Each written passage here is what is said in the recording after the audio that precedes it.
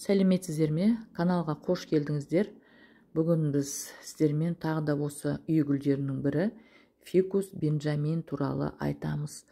Мынау кешегі маған сыйлыққа келген фикус бенджамин, көрсеңіздер, бұның топырағы местный топырақ. Енді бұл гүлді бұл енді бір жерден бір жерге келгеннен кейін бұл міндетті түрде жапырақ тастайды.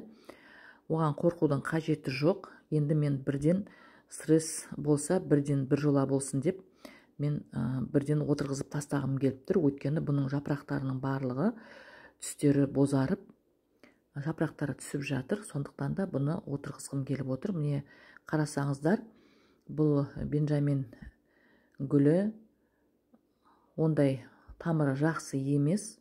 Сонда да отырғызып көреміз. Мына жерде өздеріңіз білетіндей, мынандай местный топырақтың ішінде құрттар болады. Міне сондай майда құрттар бар екен, бірақ ірі құрттары жоқ екен. Табиғатта бұл өсімдік Үндістанда, Таиландта, Қытайда, Финляндияда, Малайзияда, солтүстік Австралияда кездеседі, және де бұның биіктігі 25 метрге дейін жетеді екен. Қытайда бұл гүлді адамға ұзақ өмірмен бақ береке тілеп сыйлайды екен. Қазір бұл фикусты бөлмені әсемдеуге белсенді түрде біз өсіріп жатамыз. Ал үйде бұл гүл кемінде 2-3 метр биіктікте ғана өседі, артық өспейді. Орташа алғанда гүл 20 сантиметр биіктікте ғана, тек жылына ғана өседі екен. Жалпы бұл қарапайым гүл, сонымен қатар үйге бейімделудің алғашқы 3 айы ол үшін ең қиын болып келеді. Өйткені бұлың ауа райы, яғни бөлмелердің климаттары өзгерген сайын бұл гүл өзін стресске түсіреді. Сондықтан да егерде осы 3 айдың ішінде ол ауырмаса және осы кезеңді, яғни стрессті жеңіп шығатын болса, бейімделіп кетсе сол климатқа, онда алдағы уақытта оған күтім қажет болмайды. Яғни тек уақытылы суы, жарығы, тыңайтқышы берілсе, сосын өсіп кеткен жағдайда өсіп, тамырлары жайылып өсіп кетсе, оны қайта отырғызуға болады. Гүлді шығыс немесе батыс жағындағы терезеге қойған дұрыс болады. Ала жапырақтысын жарық күнге қою керек, ал қарапайым жапырақтысын ала көлеңкеге, жарығы жақсы түсетін жерге қою керек. Қай гүлді болмасын, біз қайта отырғызатын уақытта оны алдын ала суарып алуымыз керек. Сол кезде оның тамырына ешқандай зияны тимейтін болады. Мынандай местный гүлдерді отырғызатын болсаңыздар, бұның топырағының барлығын алып тастамаймыз. Өйткені бұл осы топыраққа үйреніп қалғандықтан, бұның топырағын жартылай қалдырамыз. Сосын барып, басқа өзіміздің жақсы топырағымызға отырғызсақ болады. Ал егерде бұның топырағының барлығын алып тастайтын болсақ, бұл гүл өспей қалады, жаңа топыраққа үйреніспейтін болады. Сондықтан да мейлінше гүлді алатын болсаңыздар, бұндай местный топырақ емес, кәдімгі голландский топыраққа егіліп келген гүлдерді алуға мен сіздерге кеңес беремін. Бұндай местный топыраққа отырғызылып келген гүлдердің көбісі тамыр жайып, арман қарай өсіп кете бермейді, өліп қалады. Сондықтан да менің өзім ұнатпаймын бұндай местный топыраққа отырғызылған гүлдерді. Енді маған сыйлыққа алып келгеннен кейін амал жоқ, мен отырғызуға тура келді. Бұл топырақта бұлар ұзақ отыруға болмайды.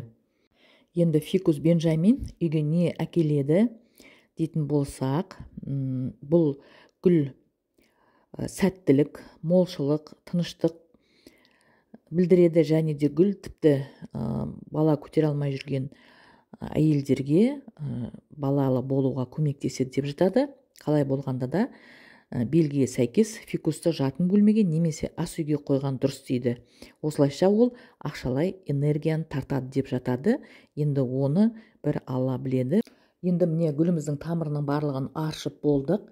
Енді гүлімізді мен басқа мынандай ақ ыдысқа отырғызып жатырмын. Жаңа көрдіңіздер, оның астында дренажный тесіктері бар, су өтетін. Міне қарап отырсаңыздар, өзіне шақ ыдыс. Мына жерде мен гүлді өзімнің құнарлы топырағыма отырғызып жатырмын. Бұл топырақтың ішіне осы гүлдерге қажетті заттардың барлығы бар. Бұл өте жеңіл топырақ.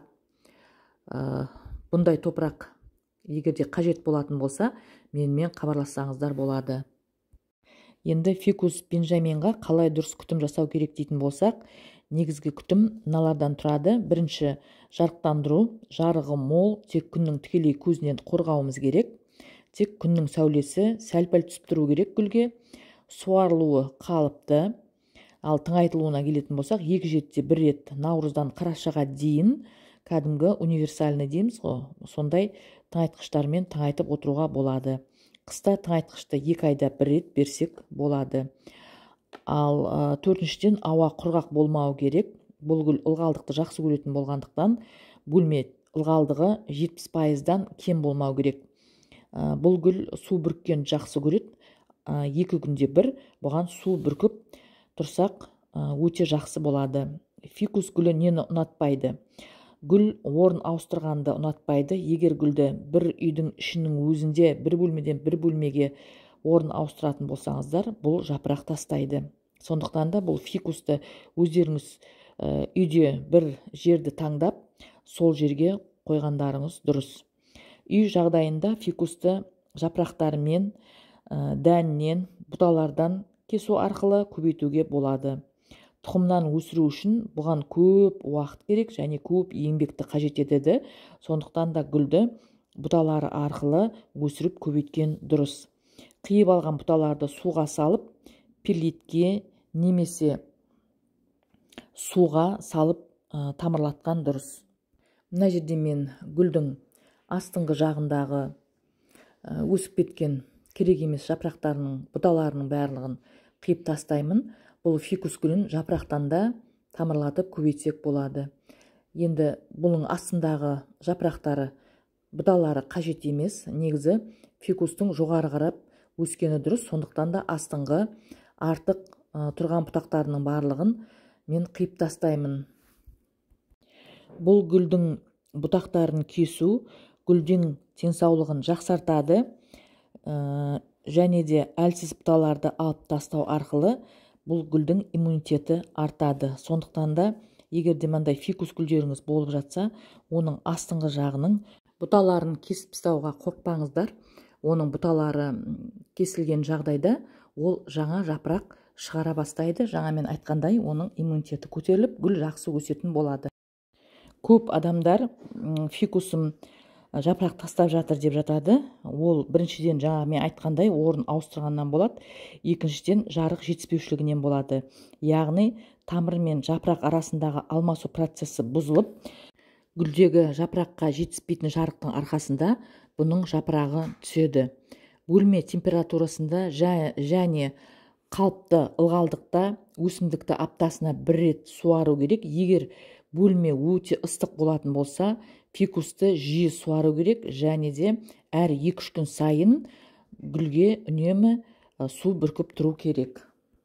Осы видеоның алдыңғы видеода мен сіздерге көрсеткенмін глицин дәрісінің не үшін пайдаланатынымызды. Бұл глицин гүлді отырғызған уақытта, стресске түскен уақытта пайдаланамыз. Енді мен міне өздеріңіз көрсеңіздер, жылы тұнған суға 2 түйір глицин дәрісін езіп салдым. Енді осыған біз биогумустың 1 қасығын ғана құямыз. Бұл биогумуста да көптеген микро-макро элементтер бар. Негізі менің мынау дайындаған мощный құнарлы топырағым ол бұндай дәруменді қажет етпейді. Бірақ енді бұл гүлді бірінші рет отырғызып жатқаннан кейін мен осындай стресстен шығу үшін осындай тыңайтқыштарды қосып гүлге қазір құятын боламын. Содан кейін барып бұл гүлге 3-4 айға дейін, 5 айға дейін ешқандай дәрумен бермеймін. Өйткені бұл топырақта гүлдерге қажет дәрумендердің барлығы бар. Ал егерде сіздердің осындай гүлдеріңіз болса, топырағы ауыстырылмаған болса, күзгі мезгілде осындай тыңайтқыштарды гүлдеріңізге жасап берсеңіздер болады. Бұл өте тамаша тыңайтқыш. 2 заттың қосындысы арқылы біз бұл гүлге өзіне пайдалы тыңайтқыш жасадық.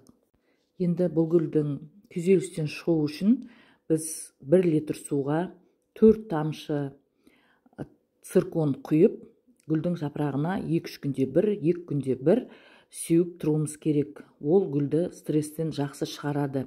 Сол кезде цирконмен себу арқылы біз гүліміздің жапырағының түсуін тоқтатамыз. Міндетті түрде цирконмен су бүркіп тұруымыз керек жапырағына. Енді мен қиып алған бұталардың үлкен ұзын-ұзындарын жаңағы биогумус құйылған суға салып қоямын. Ал майдаларын менде перлит таусылып қалды, сондықтан да вермикулитке де отырғызып тамырлатуға болады. Оны вермикулитке салып қойдым. Көреміз қайсысы бұрын тамырлайтын. Алдында мен бір осындай бенджамин бұтақтарын 3 бұтағын перлитке тамырлатқанмын. Біреуі шіріп кетті, екеуі тамырланып тұр. Сол екеуін мен өсіріп жатырмын. Жақсы жапырақ жайып өсіп жатыр. Міне енді мен сіздерге осы фикус бенджаминнің күтімі туралы, қалай отырғызамыз, оған қандай дәрумен құюға болады, соны көрсеттім. Сіздер де осындай сатып алған фикус бенджаминдеріңізді осылай отырғызсаңыздар болады. Сіздермен болған бақыт, сау саламатта болыңыздар.